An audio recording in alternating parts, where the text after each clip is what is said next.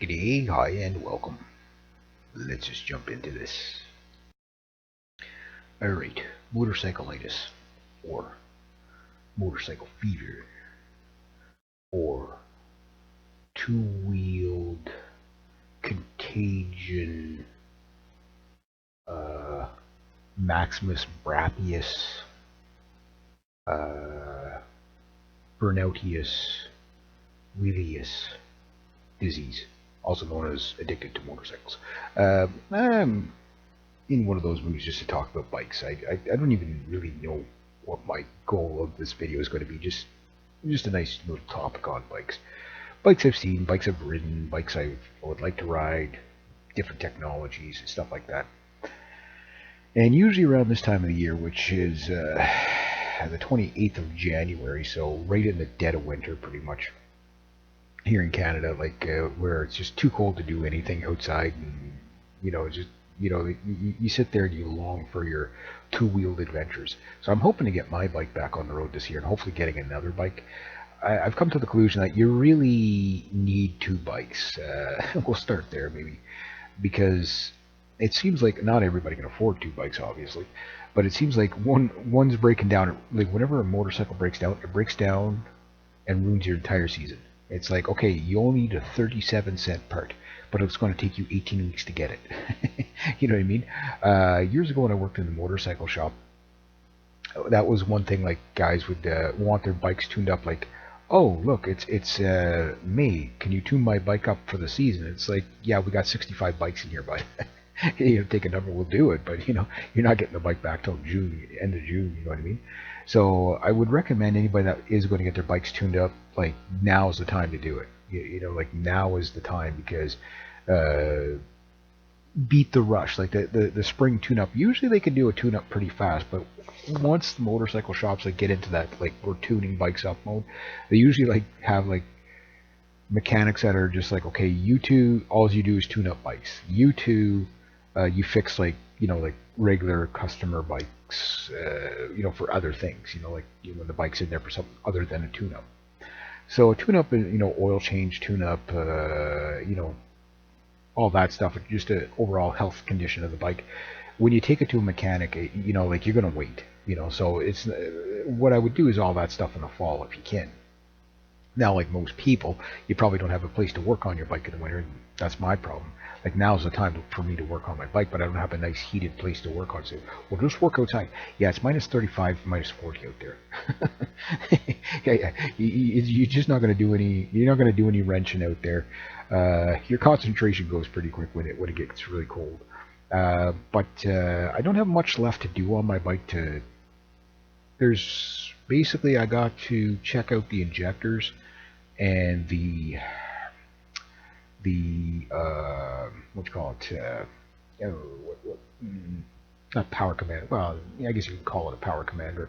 Basically the CDI box. The kind of runs the brain of the computer.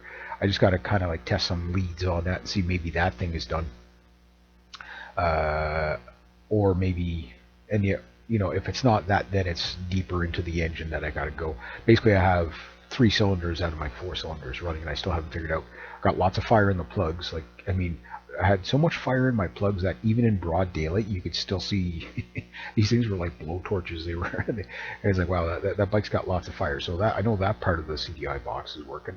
So now my hunch is that it's going to be a clogged or faulty injector. Hopefully, it's something that's simple. Problem is, an injector is 180 bucks, and it's got to come from Great Britain. So if they don't have one in stock, so with the way things are, maybe that might not be. That might like they're 180 bucks a piece. Well, that's what they were at. God knows what they're going to be with the inflation. Um, so I'm hoping to get that bike going. But what I'm probably going to do with that bike while I'm working on that bike is I'm going to see if I can find a cheap, like really kind of dirt cheap. I don't even care as long as it's not like a 250. Like say 400cc and up. I don't care if it's an older bike as long as it's reliable enough to get me through the season. I'd rather be on two wheels on an ugly motorcycle than not be on a motorcycle at all.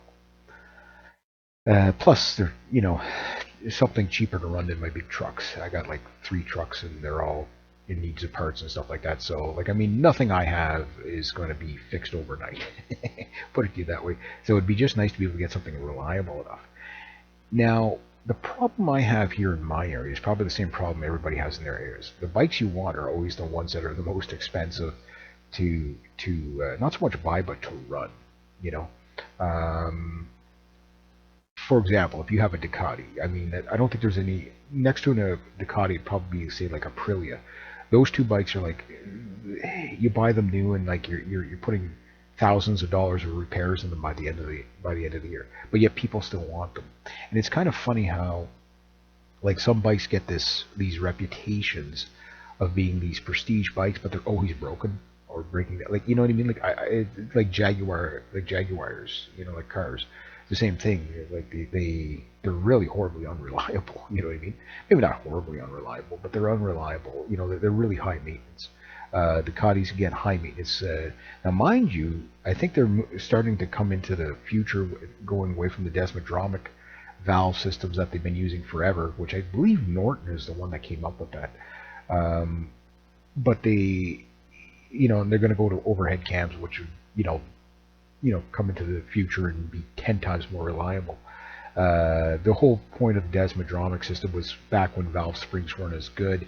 It was basically a positive and a negative pull on the valve, uh, which allowed you to, instead of having heavy tension springs that were just heavy enough so that when the cam would hit the lobe, uh, it could just the cam lobe would hit the top of the valve.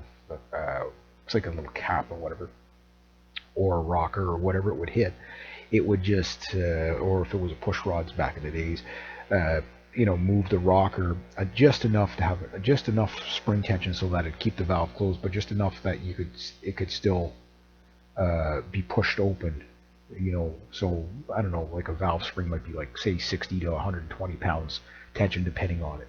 But as you get up to higher RPMs on the older springs, the springs weren't good enough, and you'd get this weird valve lag where the valve wouldn't properly open and close all the way. It would kind of do more of like a double bouncing, like the valve would kind of like bounce twice, and it would create excessive vibration, but it would also affect your performance. Um, Whereas the desmodromic would open and close because it was a lighter valve tension, because there was no spring on it. Well, there are springs in it, but it followed a track, right? The cam lobe was basically two rockers hooked to a cam lobe, which would push and pull the valve. But because they were lighter, they weren't under the heavy spring tension. They could do it at high RPM without breaking.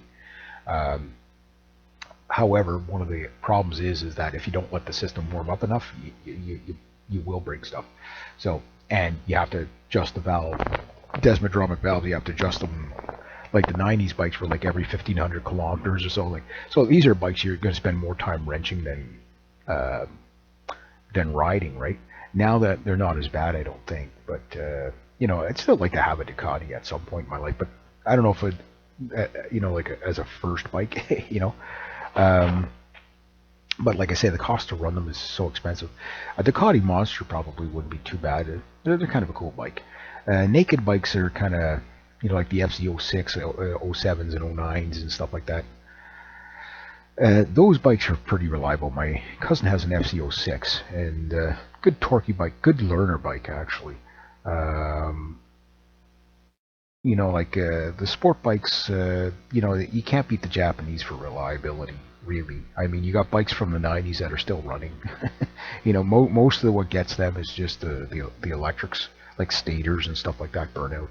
I know the old Suzuki's burnouts used to burn out stators left, right, and center, regulators and stators, but the engines were like bulletproof. They're still, like you could still find like an '80s late '80s, early '90s, like Suzuki, like GSXRs. Like I mean, like you could still get the original like GSXR 1100 or a 750 from 1985, and I bet you the engine still runs fine.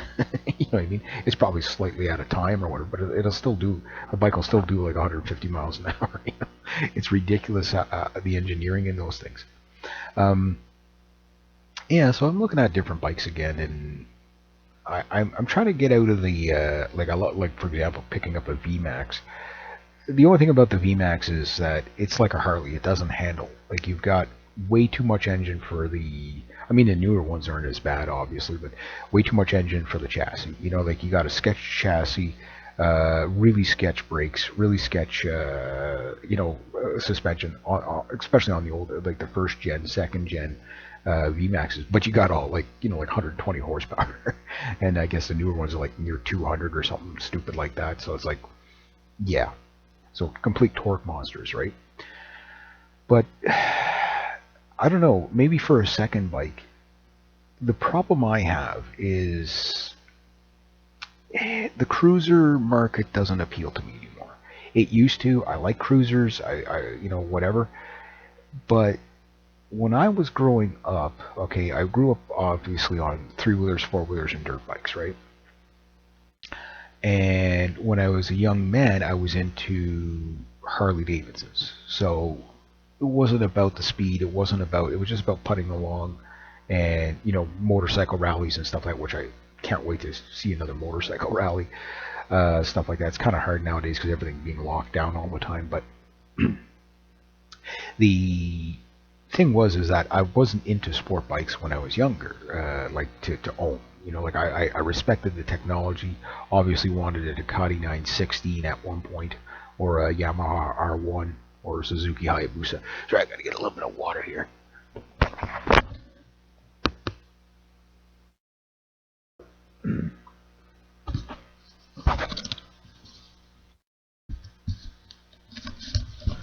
Sorry about that. This time of year, everything's so dry. It's like my voice is like, it's like.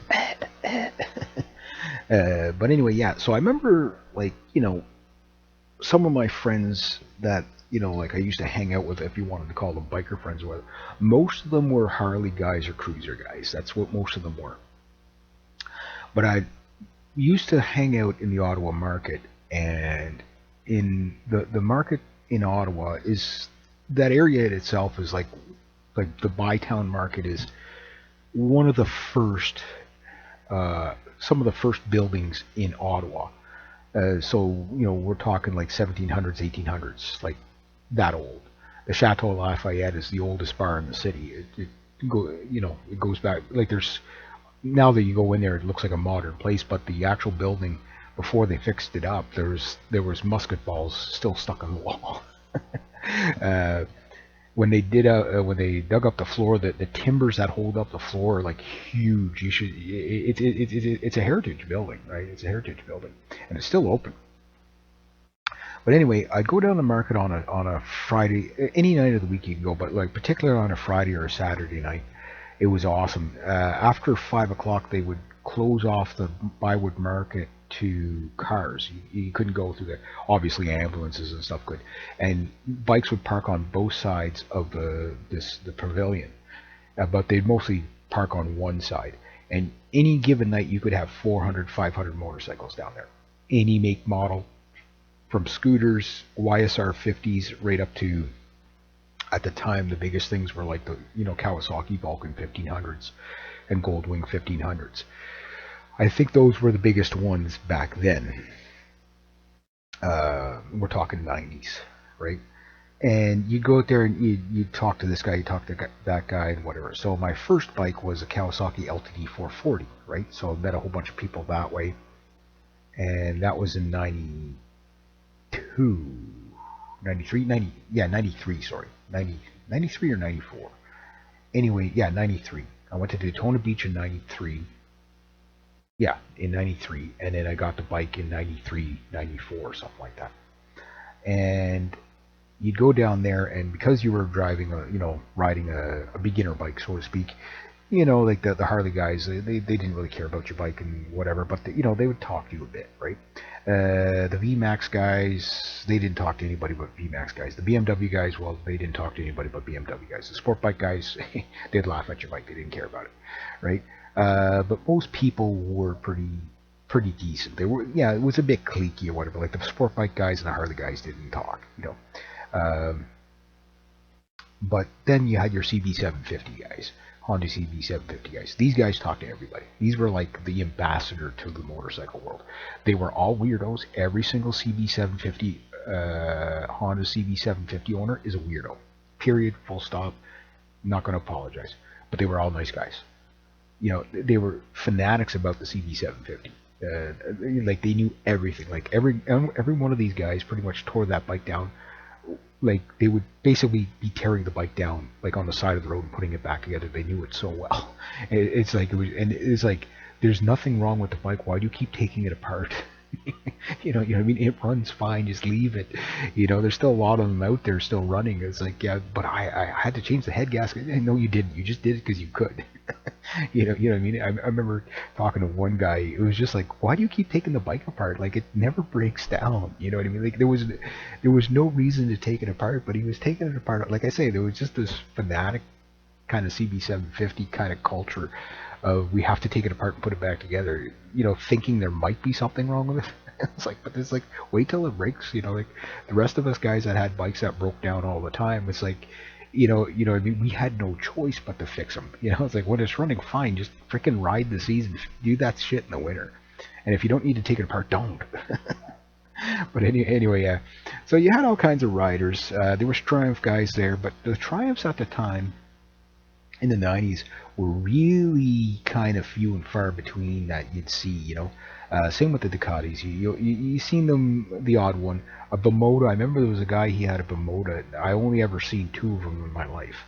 There was another guy, you know, he rode, what's called Vincent Black Shadows and Black Rapides and stuff like that. And it was like, those were cool. You'd get some of those down there.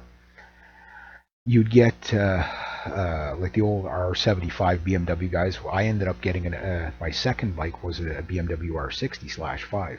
It was a 72 model.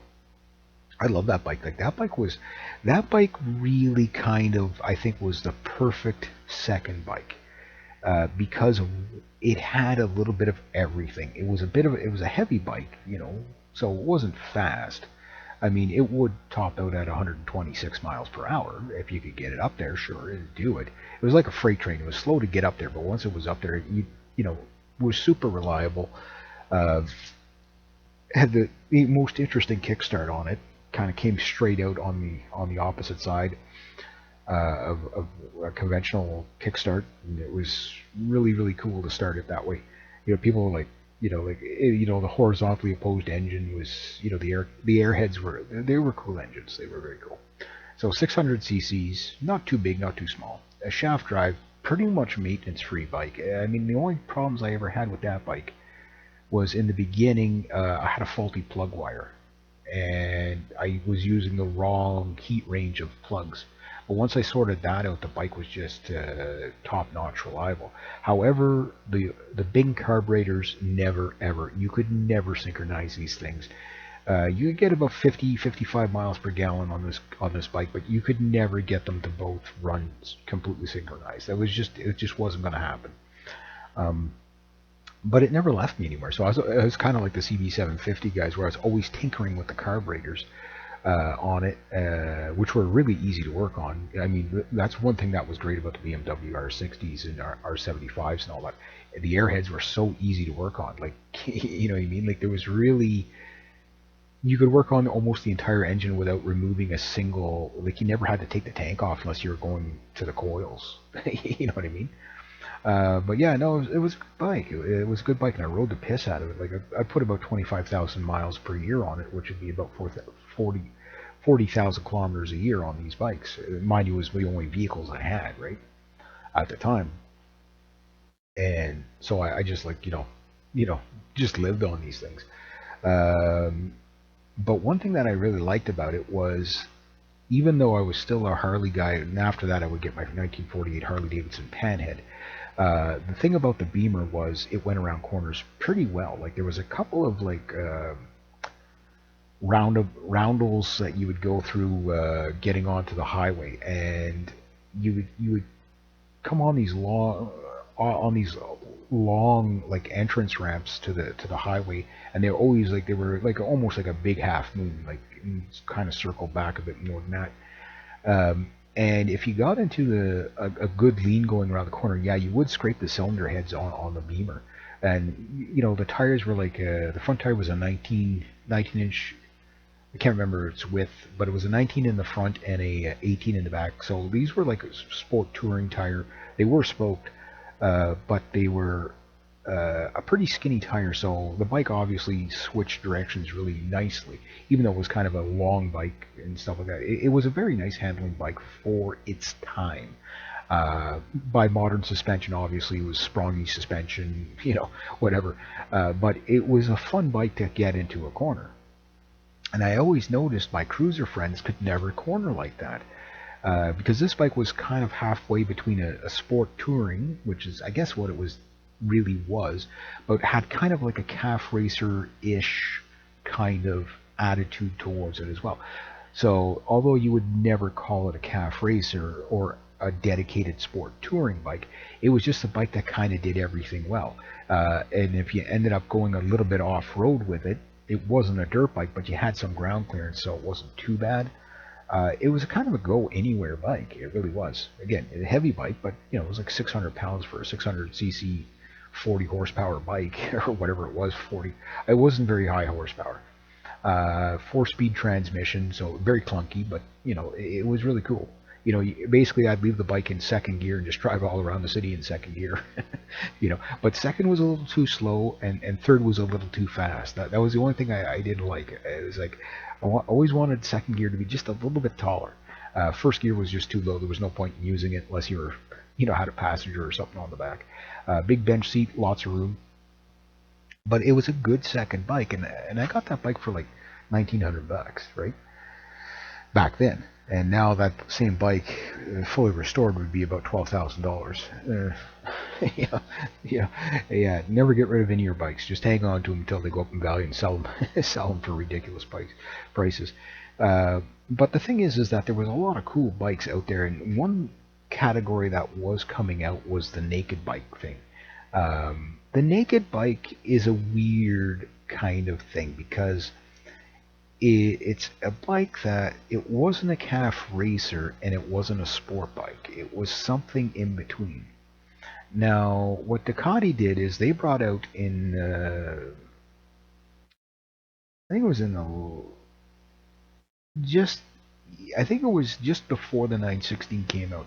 Don't quote me on this, but the Ducati Monsters came out, and it was basically the bike that saved Ducati. It was the Ducati Monster 696, something like that. It was one of those bikes, I think, or whatever it was. And anyway, they didn't Ducati didn't want to use this bike at all. But then once the guy built it and whatever, and they showcased it at one of the motorcycle showcase. I sat on this bike a couple of years ago, brand new. This bike, the pictures do not do it justice. That is a nice looking bike in person, especially when it was brand new sitting in the showroom floor there. I like the paint on that. But anyway,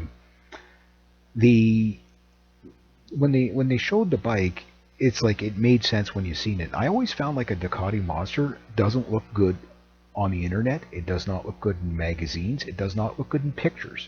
But when you see them up close in person, it's like they're really cool. I don't know why it's like that. Like it's something about the angles of it. Like to catch the right angle of it, you have to be looking at it with your naked eyeballs, right? But anyway, that started like that whole kind of naked bike thing, and then you started seeing the FC06 and stuff like that. And at the time in the 90s, like the Japanese bikes, you really had three flavors of Japanese bikes. We're not going to talk about dirt bikes and stuff like that, but and it's still kind of the same, but now there's a lot more weird subcategories.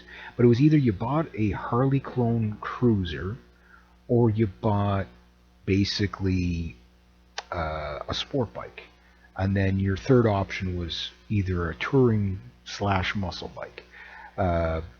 So now we can look at like one thing, the Japanese bikes that I found stood the test of time are the bikes that didn't try to do the Harley thing. Like, so for example, like the KZ 1000s.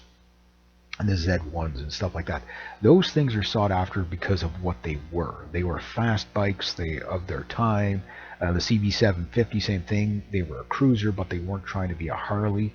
But in the 90s, the Japanese bikes did start going after the Harley market with the Harley clones, with, like the Honda Shadow Ace, stuff like that. Uh, those bikes basically, you could really tell what the styling was trying to accomplish. And then, of course, by the late 90s and early 2000s, you have like the Kawasaki, Drifter, the Vulcan, trying to, Harley Indian kind of look. And you have a lot of those bikes. The nice thing about those bikes is that they held almost no value because they were just like they were a clone bike. They're not really setting on their own. Where something like, say, like the VMAX was a muscle bike. And there's really not too many bikes in the category of the VMAX. Like, for example, you've got Triumph Rocket, VMAX, Yamaha VMAX. You've got, the Harley V-Rod. Those are kind of, and there's a few other, every manufacturer has a, I think MV Brutal, what's the Ducati one there, the Deval, stuff like that. These are like pavement pounding bikes, really long, straight line, kind of almost meant for the drag strip, right? Those kind of bikes, they did. Honda also did have a very cool bike that I think held up well, was the Honda Valkyrie, which was basically a stripped down Goldwing. The Honda Valkyrie though was really cool. It did kind of go after a bit of that kind of Harley cruiser kind of style, but it held up because it was unique enough as an opposed six-cylinder, 3 cylinders per side, opposed horizontally opposed engine, right? So it was like riding 3 Beamers at once. And then BMW just kind of always did their own thing, where they never went after like the GS is the BMW was smart to go after the adventure bike thing, where it's like it's not a dirt bike, it's not a street bike, it kind of does both things kind of poorly, but people think it's cool, they'll get it, right? A lot of the really tall guys like the venture bikes because they the high ground clearance, right? But they don't make great highway bikes typically because they're such a high ground clearance and stuff like that, and they're a little too heavy for the off-road, right? But there was the Paris Dakar model stuff, like these enduros, where the Japanese bikes were still way more enduro than an adventure bike. Like a KLX 650 was like dirt bike extraordinaire, right? Um, so yeah, you had stuff like that was out there, and everybody was starting to get these different rider niches and stuff like that. But if we're talking about just staying on the street, like the scrambler, now the big thing is like naked bikes, scramblers, sport bikes, and then tour bikes, right? Like that's kind of the 4 major categories. Yeah, there's subcategory of subcategory of subcategory, but I find now it's like the sport bike market, I don't know if it's going to ever come to an end. Obviously not. I don't think so. But sport bikes seem to go in fads where it's like everybody wants a sport bike at the same time or they want a cruiser at the same time. And I think what happens is what gets you with the sport bikes is the insurance. Like, pick a country, any country, pick a place, any place. The insurance is where it really puts you down, right? The second thing that gets you with the sport bikes is, especially as you age, is they become a little bit too hard to ride, like to live with, you know what I mean? Like where you get really stiff on them and stuff like that. So when I picked my sport bike, I made sure it was the comfiest sport bike I could find, because, I didn't really care about doing 200 miles an hour on the street. It was just more of, I want a bike that handles really, really well and could be, tolerable to ride for a few hours at a time. And that was the Triumph Daytona, or if you didn't like the Triumph Daytona, I think the next best pick would have been a Kawasaki ZX9. I mean, those are really comfortable for a sport bike.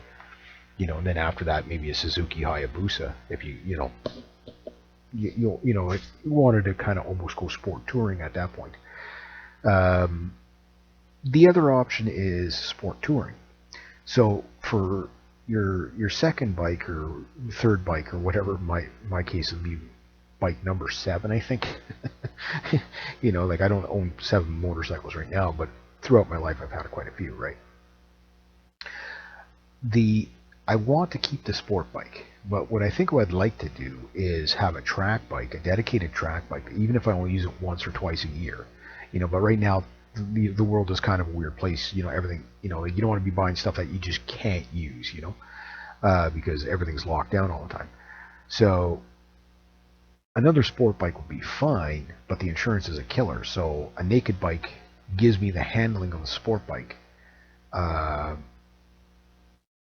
because the problem with the cruisers is once you go onto a bike that can handle fairly well and goes around corners, you can see what you can really do with a motorcycle.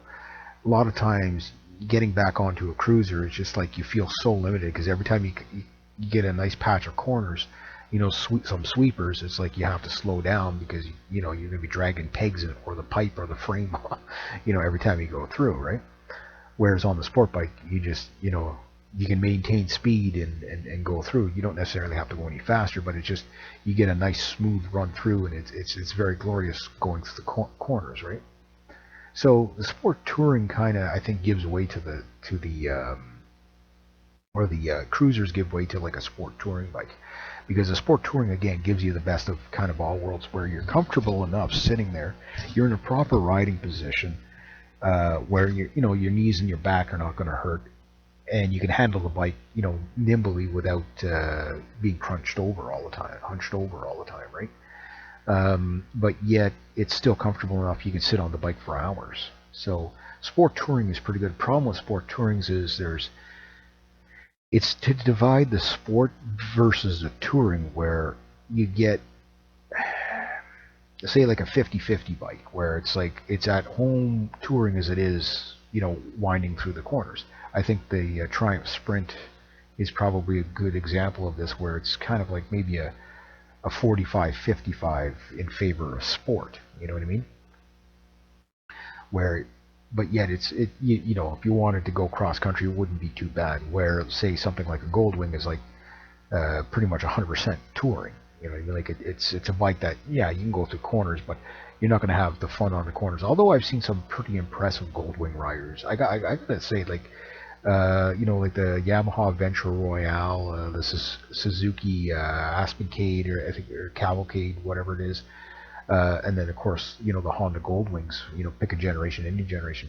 I have seen some really impressive, what I call the Millennium Falcons. I remember one guy, I was following him, and I just couldn't believe how fast he was through the corners.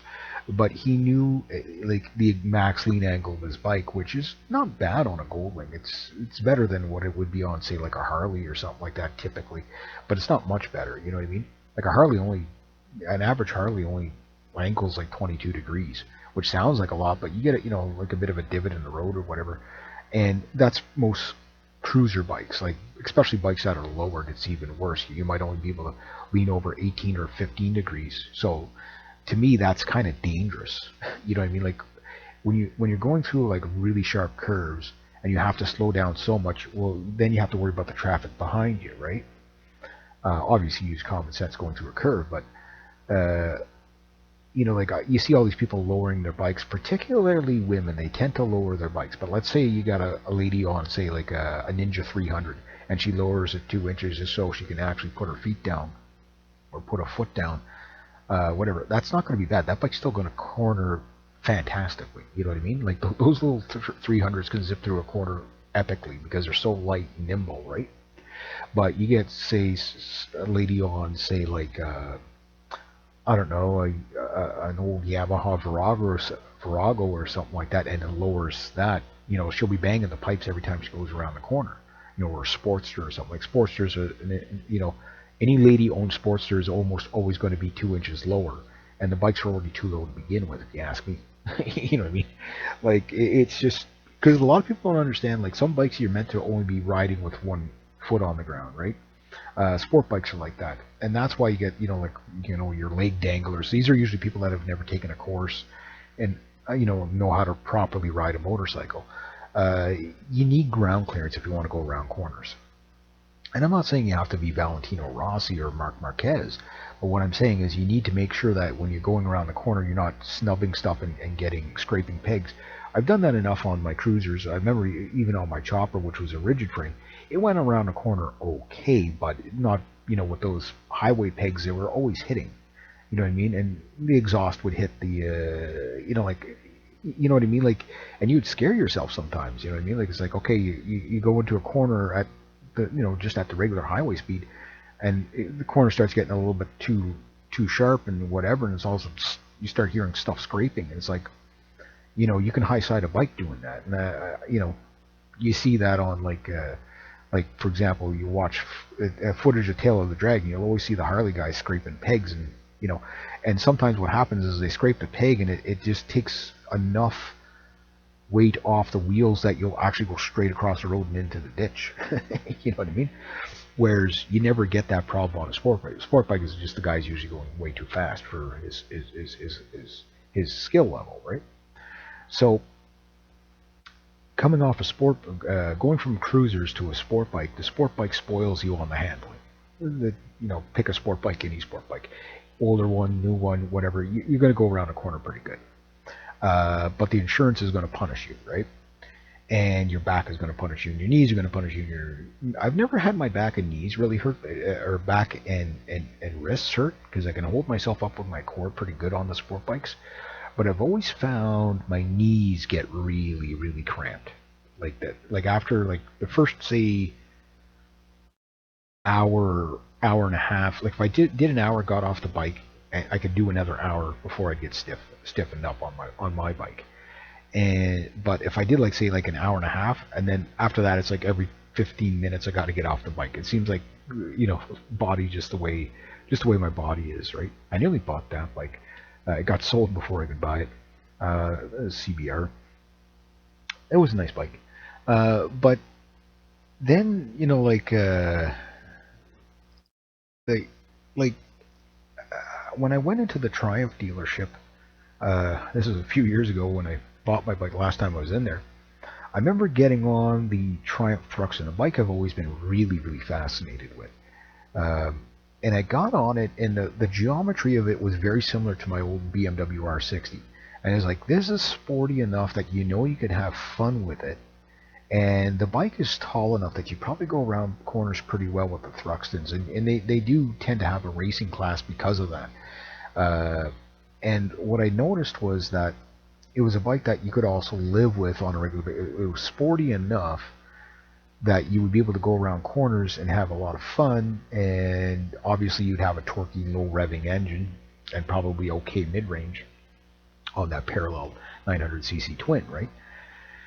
And a bike like that becomes really practical, like it's kind of like a cruiser, it's kind of like a sport bike, you have light touring capabilities, like most people buy tour bikes and they never put anything in the saddlebags, right? They maybe put their coats and gloves in there, when they're done riding.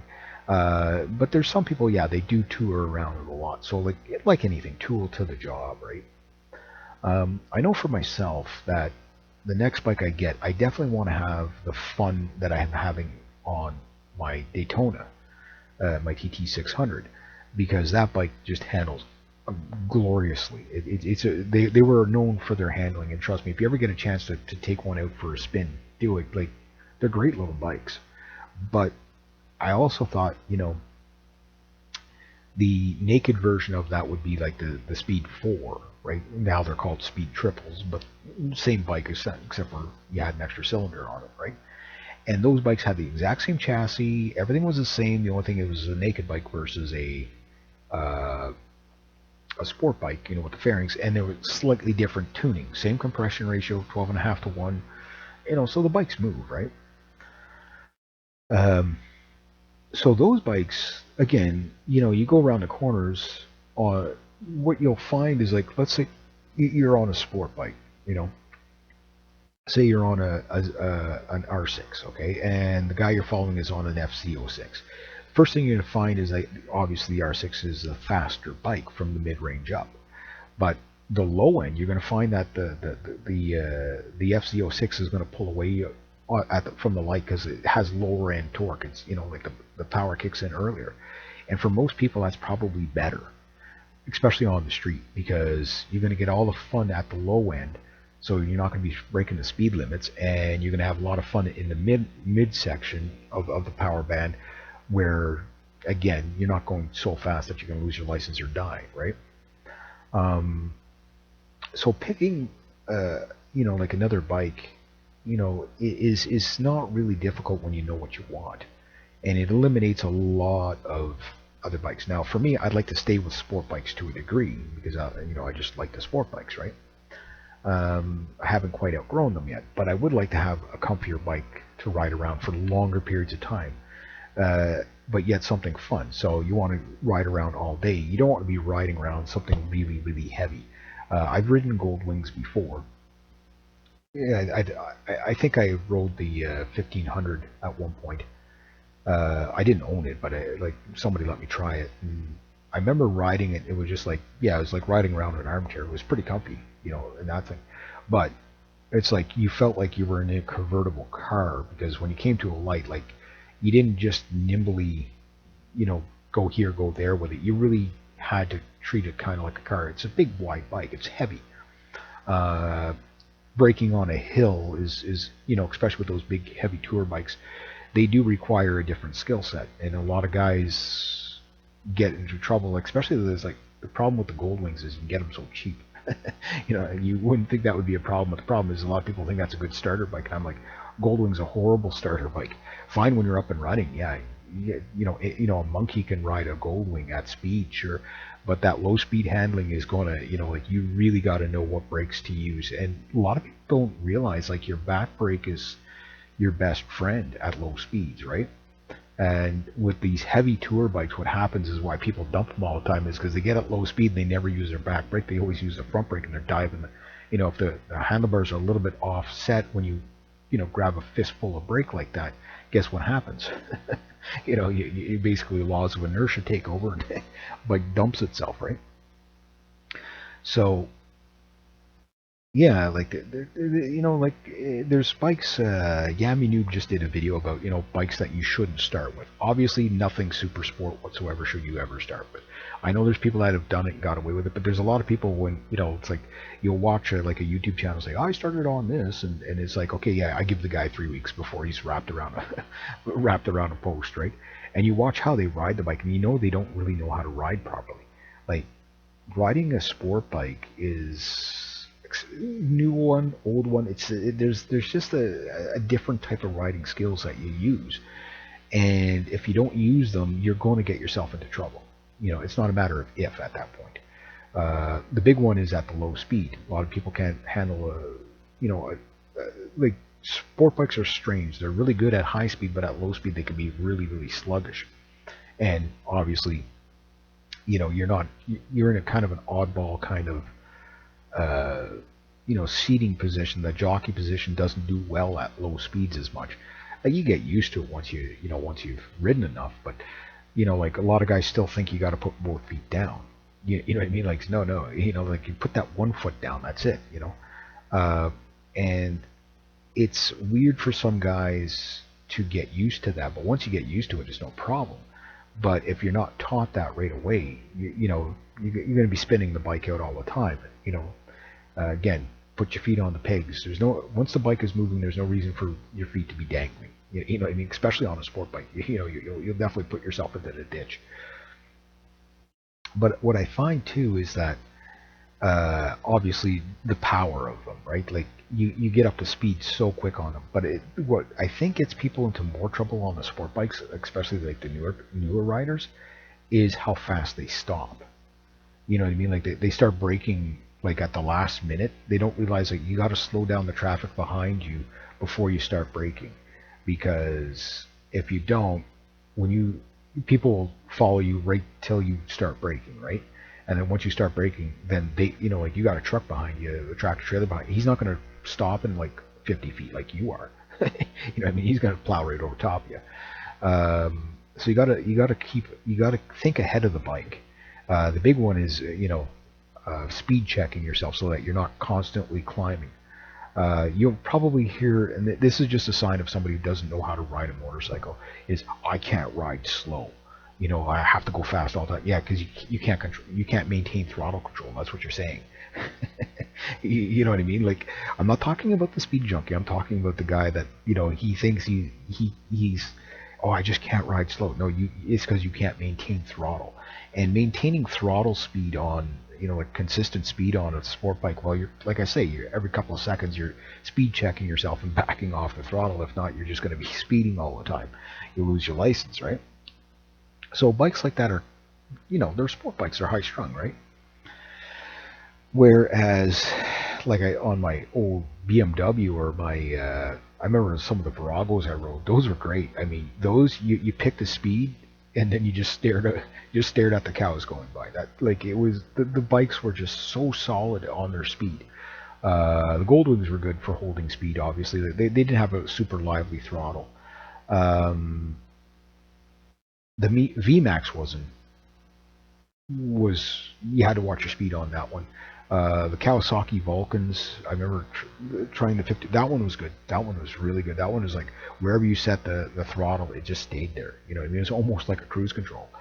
My Beamer, same thing. It was like the throttle responded slow enough that it's like it was a good, it made a good tour bike, right? It was very consistent going through the corners. My little Triumph, not bad going through the corners. It's not twitchy. Like if you hit a pothole, the bike will speed up on you. Like when you're on that. But it was like I remember the S-Rad um, uh, that I tried. I remember that one. That one, yeah, it was the same thing. If you went into like a bit of a corner with it, I didn't ride it very long. I only like kind of like took it up the street and went around. But like going around, it was like you dip in, you'd let off the throttle, dip in to the corner, and then by the time you come out of the corner, the bike was starting to accelerate again on you. It would just like you had to keep your hands so consistently solid where you were, or else the bike would just rev up. Uh, the two-stroke stuff, like the RZs and RDs. I remember those things were kind of interesting. Those it's like it was like a pogo, brap, brap, brap. Like you just you were revving it all the time, right? Interesting bikes. Another good bike. A friend of mine had it. I rode it lots. It was the XJ750. That was a good muscle bike. It was a four-cylinder muscle bike. It was kind of like a more sportier version of the CB750 kind of, where the CB750, it had pullback bars and, mid controls, so it was a good handling bike for what it was. But you were sitting completely upright on the CB750, where the Yamaha XJ750, this was a Midnight Maxim as well, I believe, or was it a Seika? Anyway, I think it was a Seika, XJ Seika 750. I think it was the Seika. Anyway, it was kind of like a muscle sport kind of bike. It wasn't a naked bike. It had more of a cruiser kind of styling to it, like the Maxim, a slightly different tank, but otherwise the same bike. And a slightly taller stance to it so that you could go around corners not too bad. Had great engine. That 750 engine was great. It was pretty consistent for speed. But what I did notice was the suspension could not keep. The bike was kind of heavy. I mean, these 80s Japanese bikes were heavy for their time. The engines had aluminum and all that, but the frames were steel. The front ends were steel. Like they were heavy. But I do remember the front end was a little. It wasn't bad for its time. It wasn't bad. But when you got the bike up like humming, then you realize the front end was just too spongy for that kind of motor, But it was a fast bike. I got to say that it was probably a 140 mile an hour bike. I'm sure. It was a real mid-range bike. It was, yeah. I remember my buddy, he loved it. It was a good bike. I had a lot of problems with it, but yeah. And then of course the XS650s. Basically the Triumph that didn't break down. The Yamaha XS650 Midnight Maxims, those bikes, they were actually a pretty bike. They were really cool. because they were a cruiser, but they were more geared towards being Triumph-y than Harley-ish. So, with the parallel twin and all that, it was kind of cool. Um, I think one of the best starter bikes that was ever built would be my like Kawasaki LTD 440. That thing was a 6-speed and it was belt drive. Uh, got like 75 miles to the gallon on the sucker. It was so good. It was such a good bike. Uh, Again, you couldn't really go fast with it. It wasn't the greatest with two people on it, but it was a fun bike. You couldn't keep up to the big tour bikes because you didn't have the power, but it had enough power to get away from the traffic if things got a little bit tight. You know what I mean? Um, yeah. So good starter bikes. I mean, I think there's a lot of like good starter bikes out there. Say something like a Ducati Monster, like that kind of style of bike would be naked bike would be probably an okay starter bike for people because again, more low revving torque and stuff like that. Problem with the Ducatis, like anything Ducati is not a first time buyer bike because maintenance and you know like get to know motorcycling first because if you want to ride it all, you don't want a bike that's going to be like super high maintenance. You want to have a backup bike. You know what I mean? The Suzuki Intruder 1400. That one was the one I tried. I think was a 4-speed. It wasn't a 5-speed. Almost everything was 5-speed back then, except for the sport bikes. They were 6. And I remember trying that, and that bike it was shaft drive, so obviously it was super torquey. It was like the Virago. I remember the old Virago 750s. Those bikes were fun. They were fun. They were great. I think it was the one my buddy had was an 81 or an 82. So boxy kind of fugly looking thing, but torquey engine. We changed the handlebars on it one day, and we put on instead of the pullbacks, we put like buckhorns on it, and it was like a trials bike. I set it up for him and everything like that, and I took it for a ride. And it was like I'd come to a light. I kid you not, I could balance the bike for like a minute before I'd even have to put my foot down, just because the way the new bars, and it also made the bike kind of wheelie easier. So I went and I dropped the keys off to my buddy, and I'm like, yeah, I got the bars on there. I said that freaking bike's awesome with it on. I said it's like a trials bike now, and I says yeah, and I says just be careful when you go home. I says it tends to want to wheelie now. He goes, you're wheeling my bike? I said, well, not badly. But it was just all that torque, the shaft drive torque. So all those shaft drive bikes. One thing that was nice about them, and yeah, the XJ 750 was a shaft drive bike. That's right. It wasn't chain drive. It was it was shaft drive. So it was pretty torquey too, but it was all torque in the middle. My BMW was all torque at the low end, and because it was a twin. Yeah, it was uh, I highly recommend a shaft drive bike for a first time rider, like because there's no maintenance to them, right? Well, there is maintenance, but it's like gear oil, and then if anything else goes wrong with a shaft drive, well then pretty much your bike is done. Like shaft drives were expensive. I did ride the Virago 930, 920, whatever. It was a weird size Virago. They were quite rare, but I did ride one of those. That was pretty cool. A bunch of Suzuki GS models. I never did ride the Bandit. I sat on them, but I never got to ride one. And I remember everybody was raving about them back in the day. They were kind of like the poor man's hooligan bike, right? And then probably the ugliest motorcycle ever designed was the Yamaha Seika 400. Not bad that was a good starter bike. It was a good starter bike for somebody who would see themselves on a sport bike later on. So it was more of a sporty-ish kind of setup rather than a cruiser setup. But again, like inadequate suspension, but a good starter bike. I mean, a bike that if you got in trouble on it, it's because you did it to yourself. You know what I mean? Another bike that was really good. Those like little Maxim 400s. All those 480s, 1980s 400cc bikes, the Nighthawk 450s, those were all pretty good.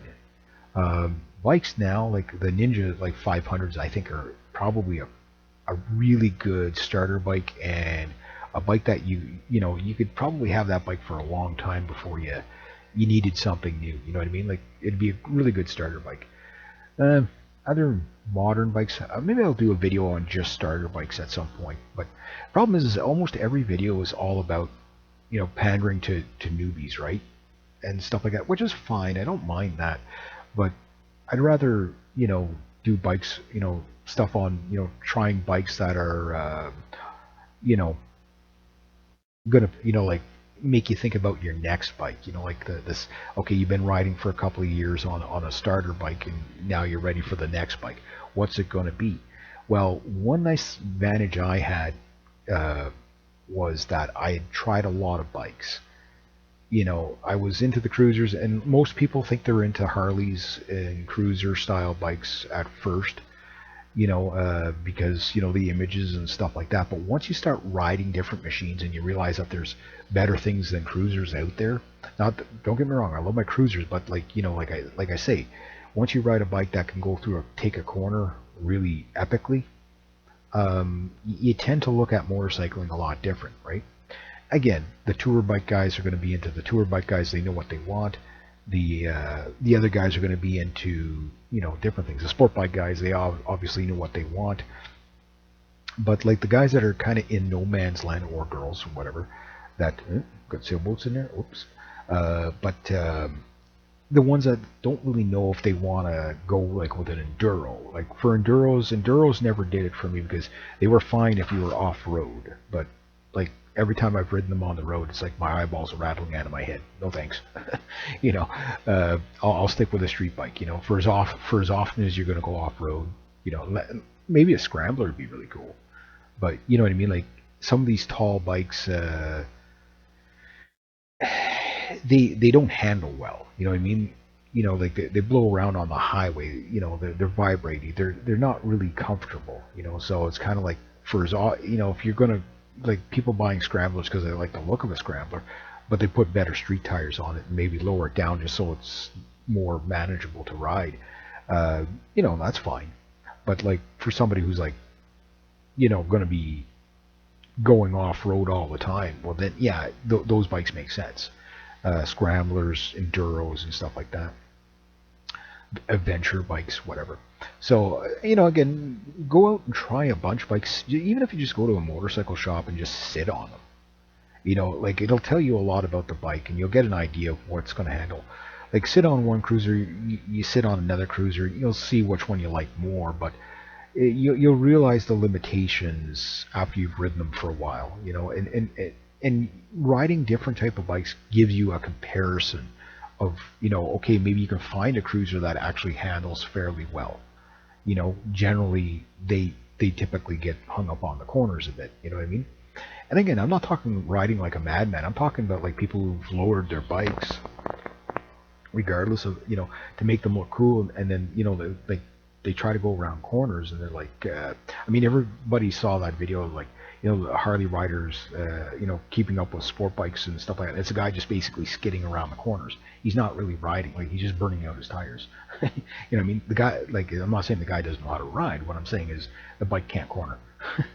Yeah, you're basically drifting around the corner. You're not, you know, like I don't have to burn my tires out on the sport bike to go around the corner. Like I can just dip through the corner. You know what I mean?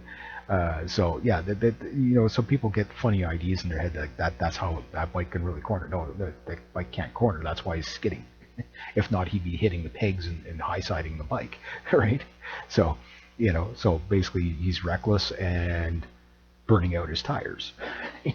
So he's not taking corners, whatever. Mind you, they have these bagger races now where they've jacked. And this is weird, like we've seen Harley guys stretch their bikes out with long forks in the 60s and the 70s. That was kind of cool. And then of course in the 80s and 90s, it's all about getting them as low as possible, right? The hamster bikes, right? The Arlen Ness stuff. Cool again, sure, great for a drag bike, whatever, no good for cornering. And then you got the guys now that they want to race these things on a racetrack, but they found out like baggers don't corner, right? So what they've done is they've now added 4 inches lift or 6 inches lift to to their bike. So it's like tall like an adventure bike, but you got like all these bags on it.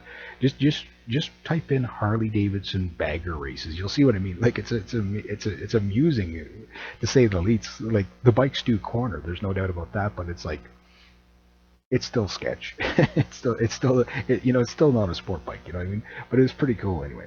But anyway, I'll leave this video at that. So a bit of a ramble video. Hope you enjoyed it. If you like the kind of content, all links are down below to help support the channel. Next to that, rate, subscribe, share, comment, like. Be true to yourself. Be true to others. Always do the right thing. Have yourselves a great day. Eh?